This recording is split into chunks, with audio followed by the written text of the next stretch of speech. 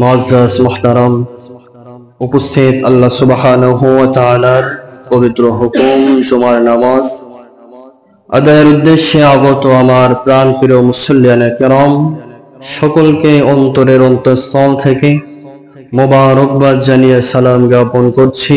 আসসালামু আলাইকুম ওয়া রাহমাতুল্লাহি ওয়া বারাকাতুহু। আল্লাহ পাকের আলিশান দরবারে সূচনা লগ্নে কালিমাতু শুকর আদায় করছি, যিনি আপনাকে আমাকে এই সমাজের মধ্য থেকে যাচাই করে বাছাই করে মহব্বত করে সাইয়্যিদুল আইয়াম সপ্তাহের শ্রেষ্ঠতম দিনে আল্লাহ পাকের মহান হুকুম আদায়ের উদ্দেশ্যে আসার বসার সুযোগ করে দিয়েছেন। আমরা সে আল্লাহ পাকের দরবারে জবান খুলে দিয়ে কালিমাতু শুকর আদায় করছি, পড়ি আলহামদুলিল্লাহ। আরো শুকরিয়া আদায় করছি সে আল্লাহ পাকের দরবারে, যিনি আপনাকে আমাকে সুস্থতার মতো বড় নিয়ামত দান করেছেন, ঈমানের মতো বড় দৌলত দান করেছেন এবং আশরাফুল মাখলুকাত করে জমিনের বুকে প্রেরণ করেছেন। না চাইতেই আখিরে নবী মুহাম্মদ সাল্লাল্লাহু আলাইহি ওয়াসাল্লামের উম্মত করে পাঠিয়েছেন। আমরা সেই জন্য আবারও জবান খুলে দিয়ে একবার শুকরিয়া দান করছি, আলহামদুলিল্লাহ। এই পৃথিবী আল্লাহ পাক যখন শুরু করেছেন, সূচনা করেছেন, আবার তখনই তিনি একটি সিদ্ধান্ত করে রেখেছেন, এই পৃথিবী একদিন শেষ করে দিবেন। পৃথিবী একদিন এই পৃথিবী একদিন শেষ হয়ে যাবে। আমি আমার আলোচনার শুরুতে যে সূরাটি তেলাওয়াত করেছিলাম, কুরআনুল কারীমের 99 নম্বর সূরা, সূরাতুজ জিলজাল। সূরাতুজ জিলজাল। আল্লাহ পাক এই সূরার ভিতরে কিয়ামতের কিছু কথা বর্ণনা করেছেন।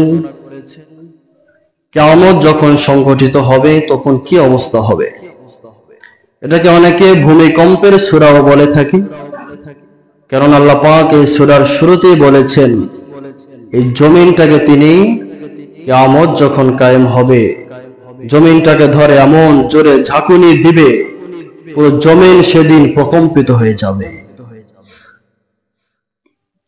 এখন তো দেখা যায় বিভিন্ন জায়গায় অনেক সময় ভূমিকম্প হয়, হয় কি না? বাংলাদেশের মানুষ তো ভূমিকম্প খুব কম দেখে, ঠিক না? যদিও বাংলাদেশে হয়, গ্রাম অঞ্চলের মানুষ তো টেরও পায় না। দেখা যায় রাজধানীতে অনেক সময় ভূমিকম্প হয়, কিছু ক্ষয়ক্ষতি হয়,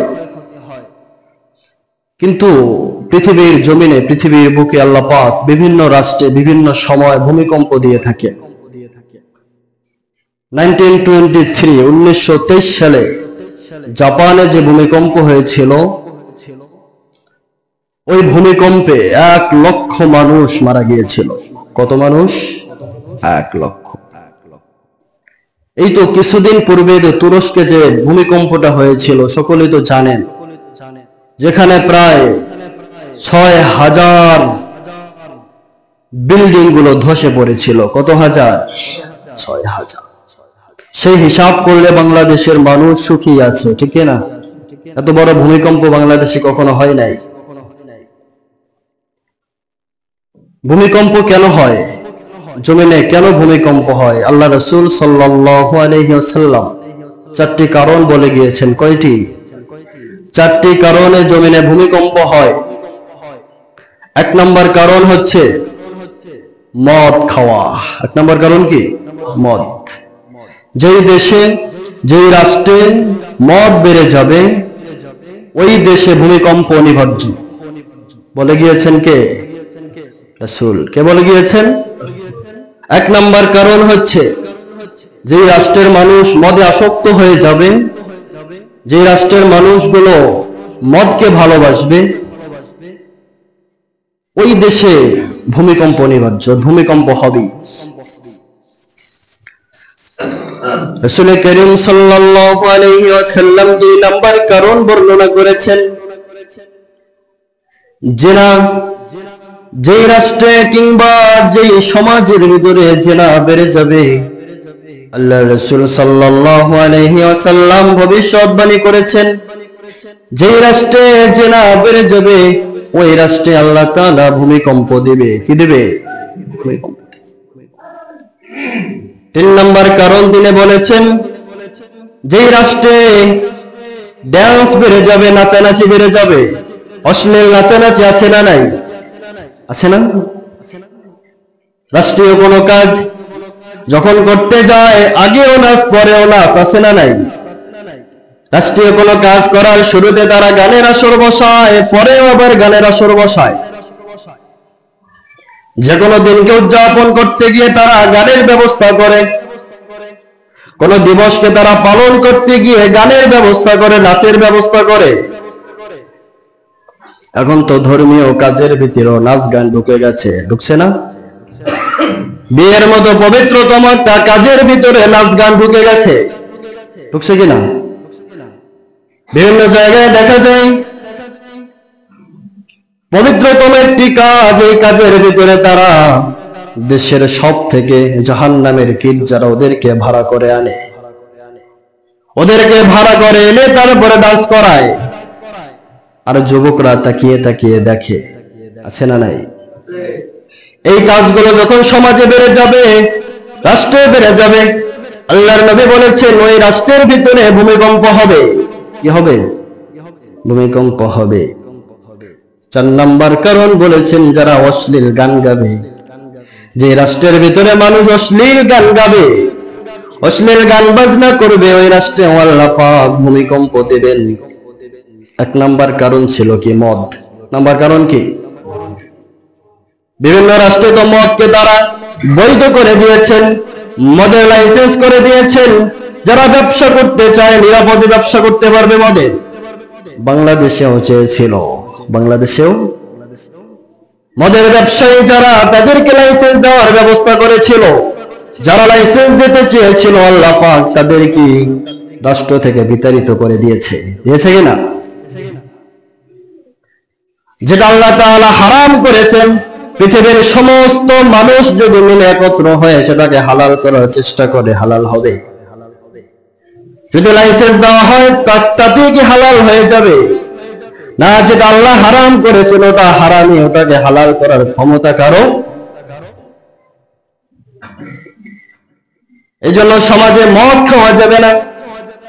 যেই রাষ্ট্রের ভিতরে মদের আসর বসবে, বন্ধু বান্ধবরা কোন একটা পার্টি করলে সেখানে মদের আয়োজন করে, এটা যখনই বেড়ে যাবে, আল্লাহ নবী বলেছেন যে ওই সময় ওই রাষ্ট্রে আল্লাহ পাক ভূমিকম্পের ব্যবস্থা করবে। জেনা, সমাজে তো জেনার কোনো অভাব নেই। মানুষ যে কত ভাবে জেনা করছে। জেনা কি? যার সাথে আপনার দেখা করা না জায়েজ, যার সাথে আপনার দেখা করা হারাম, তার দিকে তাকানো আপনার চোখের জেনা। তাকে হাত দিয়ে স্পর্শ করা হাতের জেনা, ঠিক না? অথচ মানুষগুলো আজকে অবলীলায় তাদের দিকে তাকায়, তাদের সাথে কথা বলে, তাদেরকে স্পর্শ করে, আছে না নাই? জেনা বাড়ছে না কমছে? তাহলে কি আশা করা যায় না যে আমাদের দেশে ভূমিকম্প হতে? 1 মিনিট যদি ভূমিকম্প হয়, 1 মিনিট ভূমিকম্প হলে বাংলাদেশ তছনছ হয়ে যাবে, হবে কিনা? মুহূর্তের ভিতরে জাপানের বহু জায়গা নিমিষে শেষ হয়ে গিয়েছে ভূমিকম্পে। আমি শুরুতে যে সূরাটি তেলাওয়াত করেছিলাম, যারা পারেন আমার সাথে ঠোঁট মিলিয়ে পড়ুন, ইযা সুলসিলাতিল আরদু সিলসালাহা। আল্লাহ রাব্বুল আলামিন বলছেন, যখন আমি জমিনকে তার নিজস্ব কম্পন দিয়ে প্রকম্পিত করব, যখন আমি জমিনকে ধরে একটা ঝাঁকুনি মারব, এটা সাধারণ কোনো ঝাঁকুনি নয়। এখন তো এক রাষ্ট্রে ভূমিকম্প হয়, ওই আমার ওই সমাজ যখন আমি ঝাঁকুনি দেব, কোন রাষ্ট্র কিংবা কোন সমাজ নয়, পুরো পৃথিবীটা জেগে উঠবে।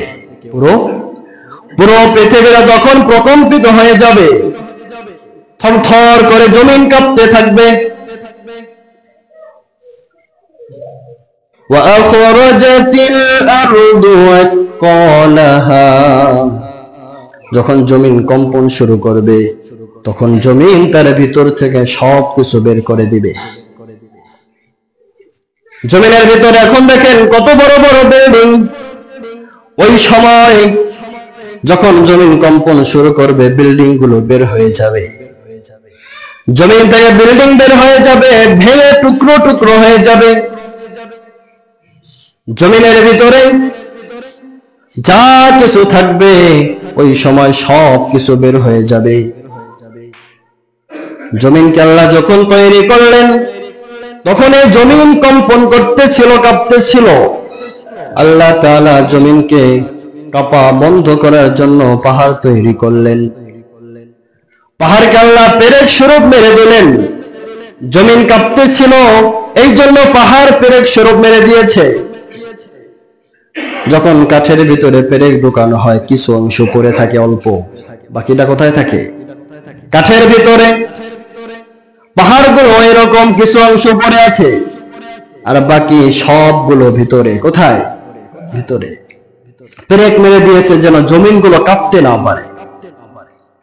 ওই পাহাড়গুলো সেই দিন জমিন থেকে উঠে যাবে, পাহাড়গুলো ধ্বনিত রঙিন পশমের মতো উঠতে থাকবে। সুবহানাল্লাহ।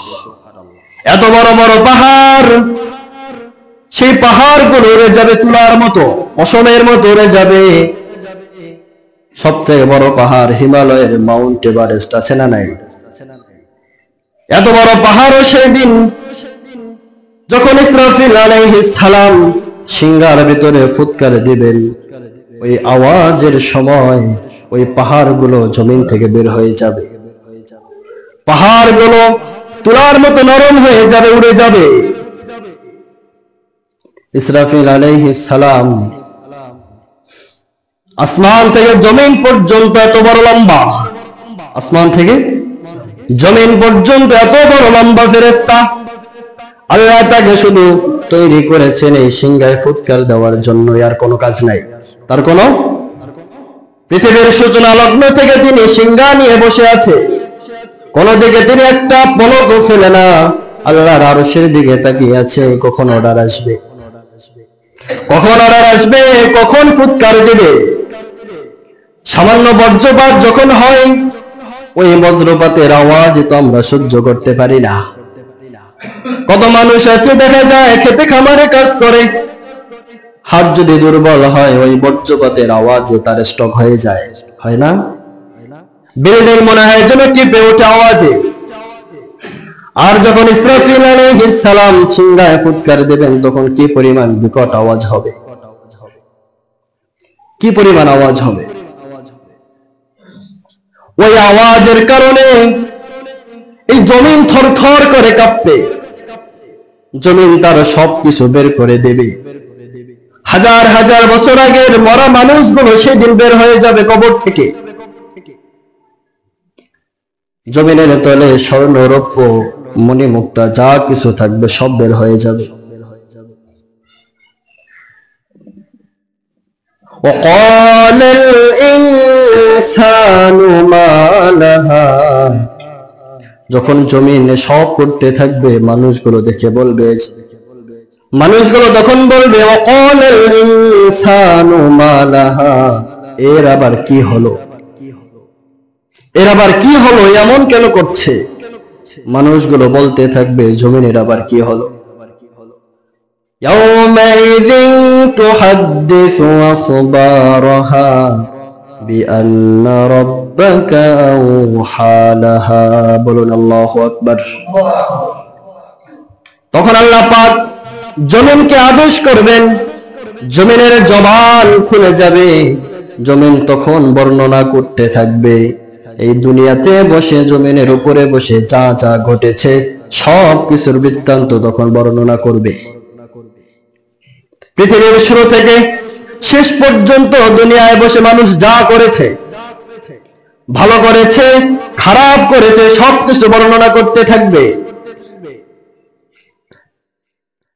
যখন মানুষগুলো দেখবে যে জমিনের তল থেকে স্বর্ণগুলো উঠে যাচ্ছে, বিক্ষিপ্ত হয়ে পড়ে আছে, সম্পদগুলো বিক্ষিপ্ত অবস্থায় পড়ে আছে, তখন মানুষগুলো বলবে, হায় আফসোস, এই সম্পদের জন্য, এই স্বর্ণের জন্য দুনিয়ায় বসে নির্যাতন করেছি মানুষের উপর, এই সম্পদের কারণে আমি আমার অমুক ভাইকে হত্যা করেছি।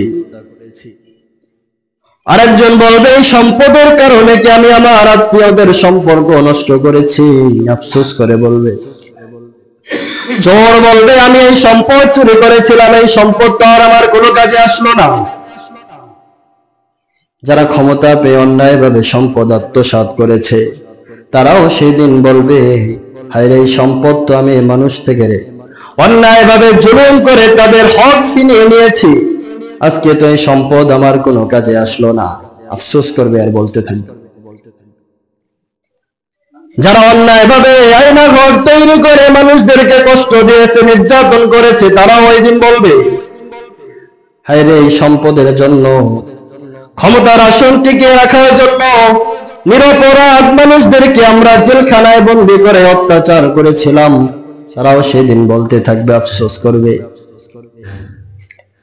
আর সেদিন জমিন সবকিছু বলবে, চমকে আমার উপরে বসবাস করার সময় অহংকার করে চলেছে, আমার উপরে যখন চলাফেরা করেছে, ক্ষমতার পাওয়ারে নিরপরাধ মানুষদেরকে তারা নির্যাতন করেছে, আমার উপরে থাকা অবস্থায় তারা জেনা করেছে, চাঁদাবাজি করেছে, টেন্ডারবাজি করেছে, ধর্ষণ করেছে, অমুকের সম্পদ আত্মসাৎ করেছে, সবকিছু জমিন খুলে বলতে থাকবে। কেননা জমিনকে আল্লাহ তাআলা সেদিন আদেশ করবে, জমিন সবকিছু বলবে। এই জন্য জমিনের উপরে চলতে হলে সাবধানতা অবলম্বন করতে হবে, ঠিক কিনা? কেননা এই জমিন কারোর জন্য আরামদায়ক হয়ে যাবে, আবার কারোর জন্য কষ্টের কারণ হয়ে যাবে। আজকে যদি আপনি জমিনের উপরে আস্তে আস্তে হাঁটা চলা করেন, জমিনের উপরে যদি আপনি অহংকার না করেন, আল্লাহ তাআলার দাসত্ব করেন, হাসরের ময়দানে এই জমিন আপনার পক্ষে সাক্ষী দেবে আপনার।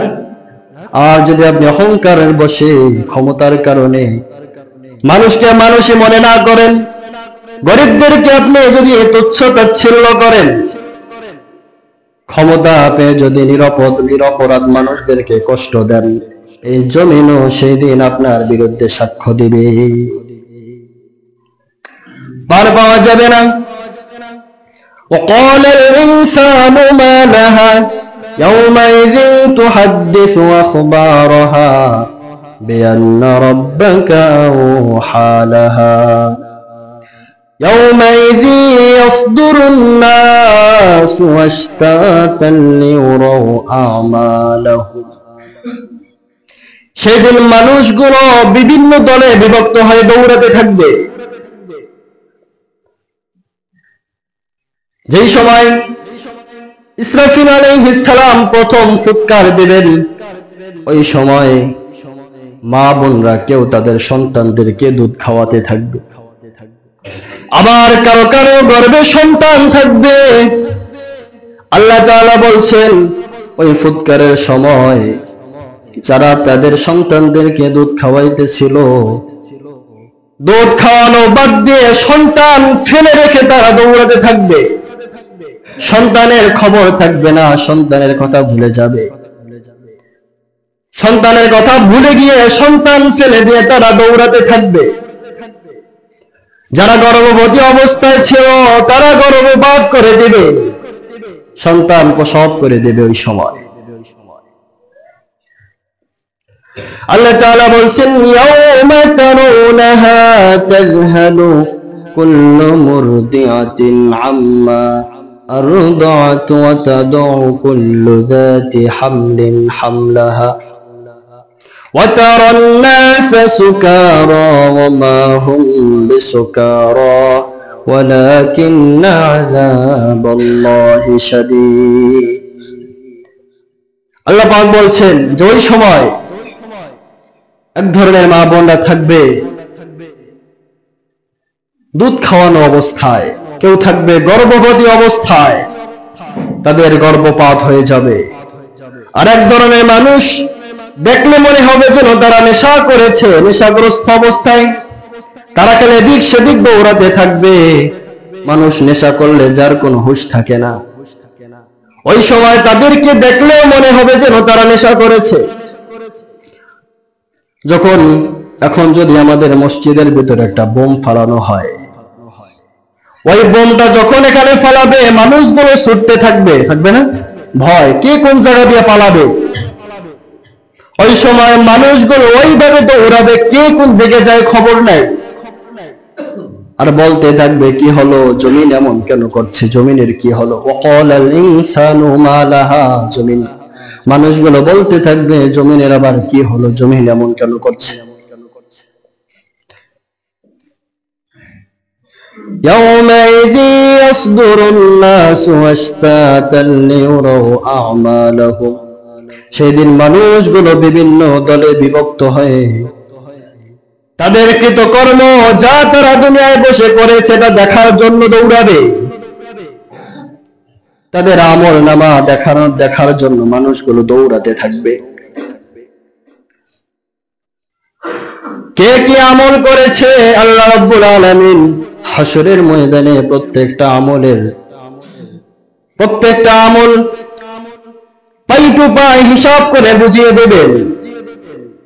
একটু পরিমাণও বাদ যাবে না, সরিষার দানা পরিমাণও বাদ যাবে। আপনি যতটুকু আমল করেছেন, ক্ষুদ্র একটা আমল করেছেন যেটা দুনিয়ার কেউ দেখে নাই, সেটাও সেদিন আপনাকে দেখানো হবে। فَمَن يَعْمَلْ مِثْقَالَ ذَرَّةٍ خَيْرًا يَرَهُ, আল্লাহ বলছে অনুপরিমাণ যদি কেউ অনেক আমল করে থাকে সেটাও তাকে আমি দেখাবো। সেটাও রাতের অন্ধকারে রুমের ভিতরে একা একা আছেন, বিশেষ করে আমি যুবক ভাইদেরকে বলতে চাই যারা রুমের ভিতরে একা ঘুমান, মা বাবা আপনার কাছে নাই, অন্ধকার রুমের দরজা বন্ধ অবস্থায় আপনি আছেন, মোবাইলের ভিতরে ওই সময় যদি আপনি খারাপ কিছু না দেখে আল্লাহকে ভয় করে, যদি আপনি হারাম যে জিনিসগুলো দেখা আপনার জন্য নাজায়েজ ওগুলো বাদ দিয়ে যখন ইসলামের কোন ভিডিও ছেড়ে কোন ওয়াজ ছেড়ে ঘুমিয়ে যাবেন, আল্লাহ তাআলা এই ছোট্ট আমলের কারণে যে সওয়াব হয়েছে ওই দিন এই সওয়াবগুলো আপনাকে দেখাবে। এটা তো কেউ দেখে নাই, এটাও আপনাকে দেখাবে। আপনি গোপনে অমুককে 10 টাকা দিয়ে সাহায্য করেছিলেন সেটাও দেখাবে, ভিক্ষুককে 5 টাকা দিয়ে সাহায্য করেছিলেন সেটাও আল্লাহ দেখাবে। তা যা কিছু করব নেক আমল সব কিছু দেখাবে। وَمَن يَعْمَلْ مِثْقَالَ ذَرَّةٍ شَرًّا يَرَهُ, আর যদি অনুপরিমাণ কোন অসৎ কাজ করে, গুনার কাজ করে, আল্লাহর নাফরমানি করে, সেটাও দেখাবে। সেটাও এই গোপনে গোপনে যে আপনি অপকর্মগুলো করেছেন, অন্যায় করেছেন, যেটা দুনিয়ার কেউ দেখে নাই, সেটাও আল্লাহ আপনাকে তখন দেখাবে। হাশরের ময়দানে যখন আপনার আমলনামা আমার আমলনামা দেখানো হবে, অনেক মানুষ ওই সময়ও মিথ্যা বলবে। ওই সময় তারা বলবে যে আমলনামাটা আমার না, আল্লাহ আপনি মনে হয় ভুল করে অন্য একজনের আমলনামা আমাকে দেখিয়েছেন। তখনও মানুষ মিথ্যা বলবে ওখানে বসে। আল্লাহ পাক ফেরেশতাদেরকে বলবে যাও ভিডিওগুলো নিয়ে আসো, আমরা যা কিছু করি এগুলো রেকর্ড হয় কিনা। রেকর্ড হয়, বিশ্বাস হয়। যদি আপনার বিশ্বাস থাকে আপনার প্রত্যেকটা কদমে কদমে যা কিছু করছেন সব কিছু রেকর্ড হয়, তাহলে আপনি কিভাবে অন্যায় কাজের ভিতরে জড়িয়ে যান? যদি আপনার বিবেকে এতটুকু থাকে যে আমি যা করছি সবগুলো রেকর্ড হচ্ছে, তাহলে তো কোনো মানুষ অন্যায় করতে পারে না, কোনো মানুষ গুনার কাজ করতে পারে না। কেননা ওই দিন আপনি মিথ্যা বলবেন, কিন্তু আল্লাহ আপনাকে ভিডিওর ক্লিপ দেখিয়ে দেবে যে দেখো তুমি তো মিথ্যা বলেছ, এখন তুমি দেখো। তখন কি না দেখার পরে আপনার স্বীকার করতে পারবেন? দুনিয়ার ভিতরে যদি ভিডিও করা হয়, এই ভিডিওতে এডিট করে আবার অন্য একটা ভিডিও বসিয়ে দেওয়া যায়, কিন্তু ওই জায়গায় ভিডিও এডিট করা যাবে, ওই জায়গায় মিথ্যা সাক্ষীও দেওয়া যাবে না। আপনি হয়তো জবান দিয়ে শুধু মিথ্যা বলতে পারবেন, মুহূর্তের মধ্যে আল্লাহ আপনার জবানটাও বন্ধ করে দিবে। যে দুনিয়ার মধ্যে বহু কথা বলেছে জবান দিয়ে, আজকে জবান বন্ধ, আজকে জবানের কোনো কাজ নাই।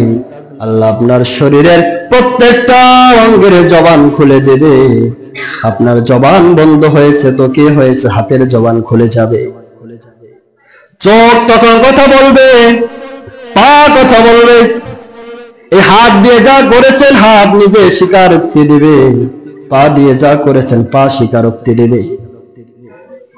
পা বলবে আল্লাহ দুনিয়ায় বসে আমাকে দিয়ে সে অন্যায় পথে হেঁটেছে, কিন্তু আমি তখন তাকে বাধা দিতে পারি নাই, কেননা আমি তখন তার গোলামি করেছি, আপনি আমাকে গোলামির জন্যই বানিয়েছিলেন। সে আমাকে যেখানে মন চায় সেখানে নিয়ে গেছে, কিন্তু আল্লাহ আজকে তার আযাবের, তার এই গুনার কারণে আমি আযাব সহ্য করব না, আমি সহ্য করব না।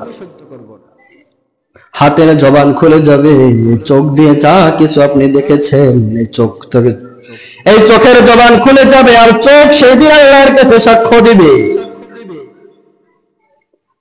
এই জন্য আল্লাহ বলছে যে ফামাইয়ামাল মিসকালা যাররাতিন খায়রান ইয়ারা, মানুষগুলো যে পরিমাণ আমল করবে, সৎ কাজ করবে সেটাও দেখাবে, আবার যখন অপকর্ম করবে সেটাও তাকে দেখানো হবে। এখন একটা গুনার খবর দুনিয়ার কারো কাছে বলেন না শরমে, গোপনে গোপনে যে অন্যায় করেছেন আপনার কাছের যত বড় কাছের মানুষ হোক তার কাছেও বলেন না, ঠিক কিনা? কিন্তু এই সময় কোটি কোটি মানুষের সামনে আপনার আমল নামা দেখাবে, তখন আপনার শরম করবে না, কখন লজ্জা করবে না যে এত এত মানুষের সামনে আমার গুনাহগুলো উন্মুক্ত হয়ে যাবে, আমার কাছের ভাই দেখবে আমার গুনার খবর। দুনিয়ায় লুকিয়ে রাখলেন, হাসরের ময়দানে লুকানো যাবে না। এই জন্য ভাইয়েরা আমার, বন্ধুরা আমার, এই দুনিয়াতে চলতে হলে হিসাব কিতাব করে চলতে হবে, প্রত্যেকটা কদম ফেলতে হলে হিসাব করে করে ফেলতে হবে। কেননা এই জমিনের উপরে চিরদিন কেউ থাকতে পারে নাই, কোনোদিন থাকতে পারবেও না। এই জমিনের উপরে যত বড় ক্ষমতাবান ছিল কেউ থাকতে পারে নাই, ভবিষ্যতেও পারবে না। এই জন্য জমিনের উপরে অহংকার করে চলা যাবে না, জমিনের উপরে জোরে জোরে হাঁটা যাবে না,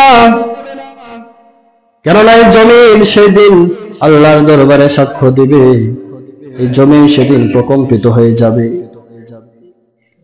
শুরুতে বলেছিলাম যে 4টি কারণে জমিন সেদিন কাঁপবে, অথবা যখন এই পৃথিবীতে ভূমিকম্প হয়, যে 4টা কারণ বলেছিলাম। 1 নম্বরে মদ, 1 নম্বরে কি? 1 নম্বরে মদ যখন বেড়ে যায়, 2 নম্বরে জিনা, 3 নম্বরে নাচানাচি, 4 নম্বরে গান। এগুলো আছে না নাই?